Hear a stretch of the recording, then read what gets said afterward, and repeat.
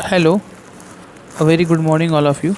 My dear student, in the previous video, we had discussed about eddy current testing and the working principle of eddy current testing and basic terms associated with the eddy current testing.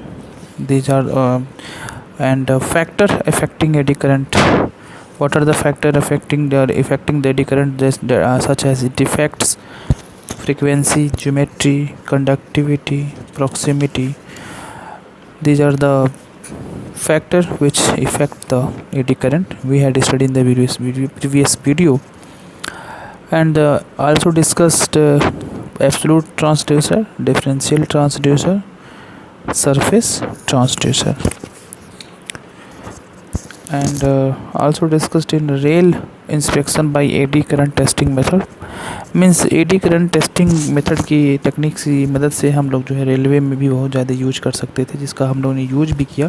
जैसा कि previous lecture video में हम लोगों ने पढ़ा है, उसका use जो है काफ़ी है। गेज फेज कार्नर में टेस्टिंग में, टनेज लिपिंग टेस्टिंग में, बोल्ट होल क्रैक को टेस्ट करने में, व्हील बर्न में, फुट क्रैक्स में, और जो है एडवांटेजेस भी हम लोगों ने पढ़े। मतलब आफ्टर ऑल हम लोगों ने देखा कि the use of eddy current testing is very beneficial in the field of railway and तो वाइटल रोल है इसका हमारा जो है रेलवे में एडी करंट टेस्टिंग का। और ये लेटेस्ट टेक्नोलॉजी है, जो कि टेक्निक है जिसका हम यूज करते हैं नॉन डिस्ट्रक्टिव टेस्टिंग में। And AD current testing is comes under in the last unit, that is the unit number 5th, and it is very important for the semester point of view. तो my dear student, आप सभी लोग इसको अच्छे से तैयार कर लीजिएगा, तो कि बहुत ही basically most of the time ये पूछा ही जाता है। Now I am going to teach you the inspection of tubes of a heat exchanger. What is inspection of tubes of a heat exchanger? Heat exchanger का कैसे हम इस heat exchanger में जो ट्यूब लगे रहते हैं उसका हम लोग कैसे इंस्पेक्शन करते हैं, वो हम लोग अभी पढ़ेंगे कि उसमें क्या होता है। तो फर्स्ट ऑफ ऑल इसमें हम देखेंगे कि for inspecting tubes a differential probes mean transducer is required to feed into the tubes of heat exchanger. If any defects exist, यदि कोई defects मिलता है, a signal will seen on the impedance plane as a one coil of differential transducer will be an flood area and another coil will passes over the damage. If surface of the tube is corroded, then depth or corrosion is indicated by a shift in the phase lag which describe the extent of corrosion. Differential probes are suitable for the test of tubes with the diameter in centimeters or millimeters. Encircling of transducer or probe are used when the diameter of tube is up to some inches. Basically हम जब heat exchanger के tube का जो है inspection करते हैं तो उसमें हम यही देखते हैं कि अगर कोई इसमें डिफेक्ट है तो किसी भी तो उसमें क्या होता है कि हम उसमें एक और कॉइल यूज करते हैं जो कि पास कराते हैं और डैमेज के थ्रू, और सरफेस की जो ट्यूब होता है उसको कोरोडेड और कोरोजन को हम चेक करते हैं, जिससे हमें मालूम चल जाता है कि क्या जो है उसका डिफेक्ट है। और जो उसका डायमीटर ऑफ ट्यूब होता है वो इंचेस में होता है, सब इंचेस के फॉर्म में होता है।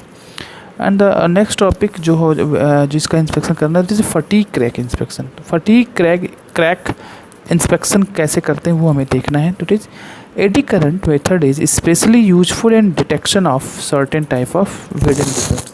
मीन्स कि सम डिफेक्ट्स क्या होते हैं जिसको हम फाइंड आउट नहीं कर सकते हैं, उसमें भी हमारा एडी करंट क्या होता है, यूज होता है, और हम क्या करते हैं उसको फाइंड आउट कर लेते हैं।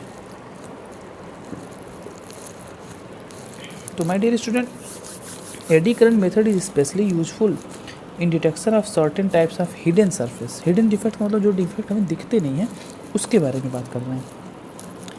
Such as cracks due to the cumulative fatigue loading, जो कि क्रैक्स होते हैं जो छिपे रहते हैं वो हमें दिखते नहीं है कम्युलेटिव फैटिग की वजह से, उसको हम फाइंड आउट करते हैं with the help of the eddy current inspection. Eddy current test method uses electromagnetics, hence are widely used in the detection of location and size of cracks corrosion and other material discontinuities occur during the manufacturing as well as in the service in nuclear, aerospace, petrochemicals and other industries. This method is usually applied to inspect a relatively small area. Basically जो fatigue crack inspection को हमको अगर check करना है with the help of eddy current testing technique, तो उसमें basically क्या होता है कि ये हमारा जो यूज़ होता है वो स्मॉल एरियाज़ के लिए होता है, स्मॉल एरियाज़ के लिए हम यूज कर रहे होते हैं उसको, और वो डिफेक्ट हमें फाइंड आउट करना होता है जो डिफेक्ट हम हिडन होते हैं, मटेरियल में छिपे रहते हैं, जो हमें दिखते नहीं हैं, उसे हम फटीग क्रैक करते हैं। वो किस में अवेलेबल हो सकता है?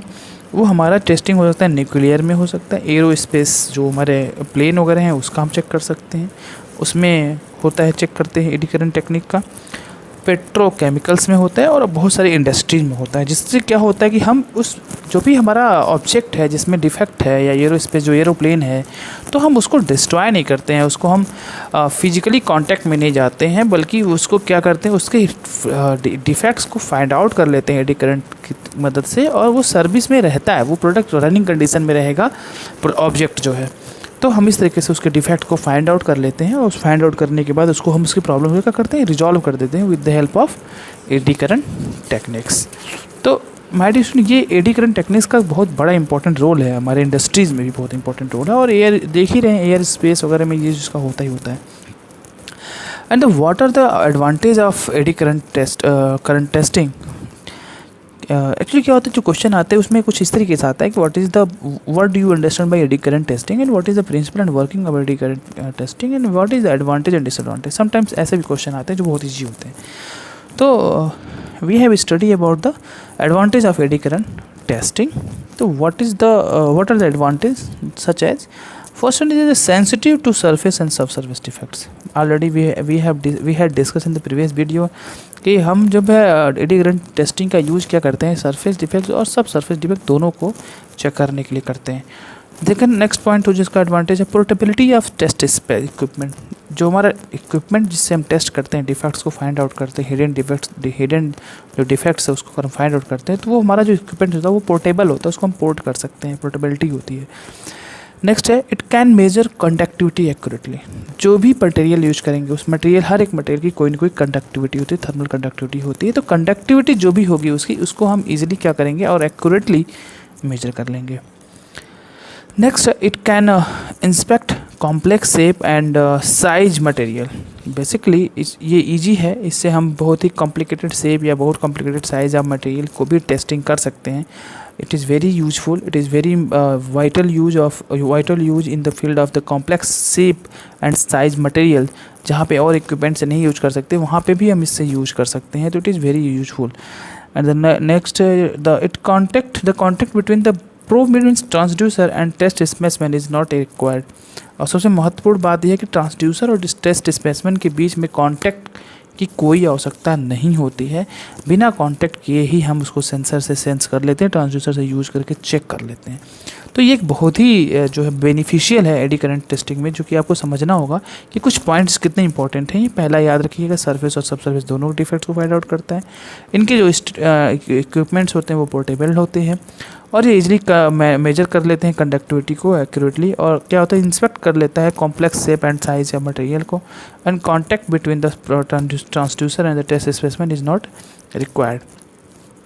एंड सब जानते हैं, हम सब लोग जानते हैं किसी भी टेस्टिंग टेक्निक्स के कुछ एडवांटेज हैं, तो कुछ डिसएडवांटेज भी हैं, और कुछ के तो लिमिटेशन भी हैं। तो limitation of eddy current testing क्या है, क्या क्या इसके लिमिटेशन है, क्या क्या इसकी हदें हैं जो कि उसके बियॉन्ड द लिमिट या बियॉन्ड द लिमिट नहीं जा सकता है एडी करंट टेस्टिंग। तो पहला है इंस्पेक्ट कंडक्टिव मटेरियल ओनली। जितने भी कंडक्टिव मटेरियल्स होंगे उसकी टेस्टिंग हम कर सकते हैं ठीक है।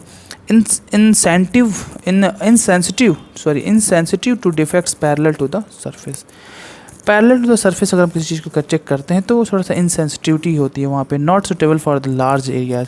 सबसे बड़ी महत्वपूर्ण बात यह है कि बहुत ही लार्ज एरियाज़ के लिए हम जो है इसका यूज नहीं करते हैं, थोड़ा लिमिटेशन लगा हुआ है।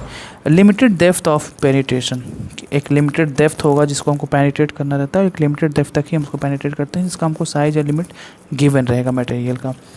Skilled personnels are required to perform the inspection, मतलब जो हमारा ऑपरेटर होगा जो हमारे एडी करंट टेस्टिंग को परफॉर्म करेगा वो हमारा वेल एजुकेटेड होना चाहिए, वो स्किल्ड होना चाहिए, मतलब उसको पता होनी चाहिए सारी चीज़ें। ऐसा ना हो कि उसे चीज़ें पता ना हो और वो उसको हम ला के रखते हैं और वो उससे चीज़ें डैमेज भी हो सकती हैं, वो हार्मफुल भी हो सकता है हमारे लिए।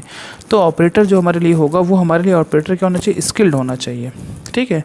तो these are the advantage and limitation. Now the what are the application where it is used. Basically we have to know ना कि एडी करंट टेस्टिंग हमने पढ़ा तो ये बेसिकली टेक्निक्स यूज कहाँ होगा, तो this is the application of the eddy current techniques. तो what are the application, first one is the detection of cracks of any discontinuity. किसी प्रकार की भी डिसकंटिन्यूटी ऑब्जेक्ट में होती है या फिर मटेरियल में डिसकंटिन्यूटी है तो हम उसके क्रैक्स को आइडेंटिफाई कर लेंगे with the help of this technique. दूसरा है dimensional measurement of materials. Dimensional measurement of material easily कर लेंगे। कंडक्टिविटी मेजरमेंट कर सकते हैं, कंडक्टिव कोटिंग थिकनेस मेजरमेंट कर सकते हैं। इंस्पेक्शन ऑफ रेलवे कंपोनेंट, जैसा कि मैंने प्रीवियस लेक्चर में डिस्कस किया है कि very useful in the vital role of the eddy current in the field of the railway. Inspection of railway components कर सकते हैं। Inspection of tubes of heat exchanger, boiler, अभी जस्ट मैंने पढ़ा कि हम हीट ट्यूबलर के हीट एक्सचेंजर के ट्यूब का भी इंस्पेक्शन कर सकते हैं। Testing of casted, welded and forged, rolled and round products. So these are the application widely basically eddy current techniques is basically used in these types of this field or for this purpose to find out the cracks and the dimensional accuracy measurement and conductive measurement and conductive coating thickness, ये सारी चीज़ें हम यहाँ से देख पाते हैं।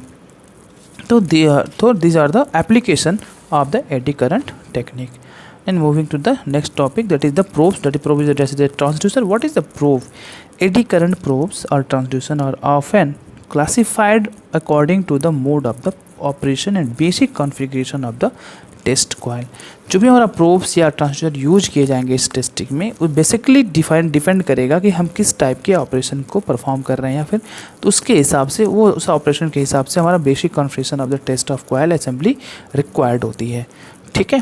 So there are some mode of operation which are involved in the eddy current testing. That is such as the first one is the mode of operation.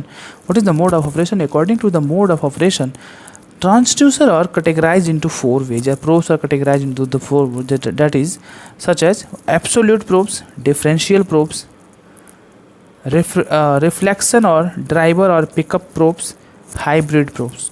These are the probes comes under the mode of the operation. Right, so you have to note down what are the mode of the operation. These four modes are modes of operation available for the eddy current testing. That is the first one is the absolute probe, second is the differential, reflection or driver or pickup probes, and the hybrid probes.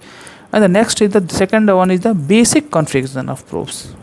What are the basic configuration of probes? According to this type of probes are categorized into surface probe, sealed probes, encircle probes, reflection probes, cross axis probes. So my dear student, these are the basic configuration of probes which is involved in the eddy current testing techniques such as surface, sealed, encircle, reflection, cross axis. These are the transducer, these are the mode which is used in the eddy current testing techniques for find out the hidden defects in any object or material. Basically it is limited for the some limitation we have already studied in just previous slide.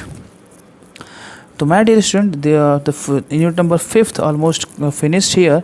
If anybody have any doubt or any topic left in the unit number 5th, so most welcome to ask me.